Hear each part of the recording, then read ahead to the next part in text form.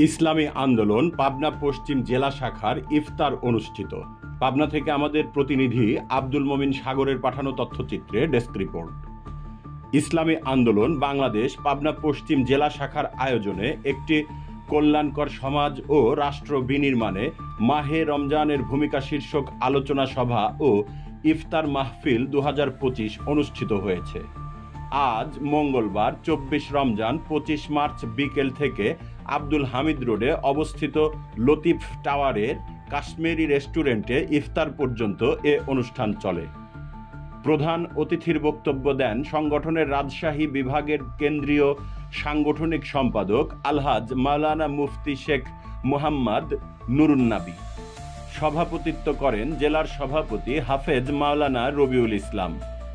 ইসলামী আন্দোলন বাংলাদেশ পাবনা জেলা শাখার সাধারণ সম্পাদক আব্দুল মমিন হোসেনের সার্বিক তত্ত্বাবধানে বিশেষ অতিথির বক্তব্য দেন বাংলাদেশ জামায়াতে ইসলামী পাবনা জেলা শাখার সেক্রেটারি আব্দুল গাফফার খান।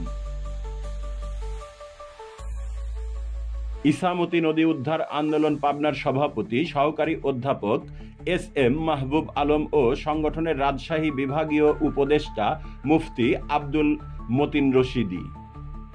ইসলামী যুব আন্দোলন বাংলাদেশ পাবনা পশ্চিম জেলা শাখার সভাপতি মাওলানা আনোয়ার হুসাইন ফরিদির সঞ্চালনায় অনুষ্ঠানে আরও বক্তব্য দেন সংগঠনের সহ সভাপতি মাওলানা আবু বক্কর সিদ্দিক, পাবনা পূর্ব জেলা শাখার সভাপতি মাওলানা সুলাইমান জাহাঙ্গীর, বিগ বাজার সমিতির সভাপতি আলহাজ আবুল গফুর ও সদস্য মাওলানা আব্দুল জলিল।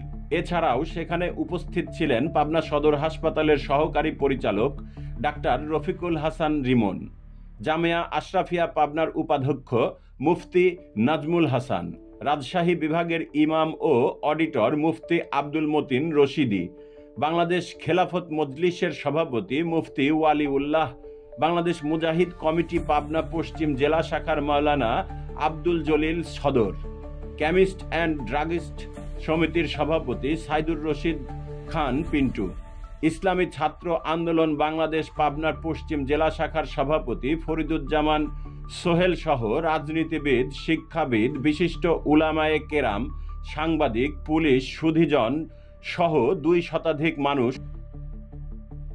অনুষ্ঠানের শুরুতে অর্থসহ কুরআন তিলাওয়াত করেন মাওলানা জাকারিয়া বিন তাজুল ইসলাম। ইফতারির আগে দোয়া পরিচালনা করেন পাবনা জেলার উপদেষ্টা মুফতি নাজমুল হাসান। CNF TV.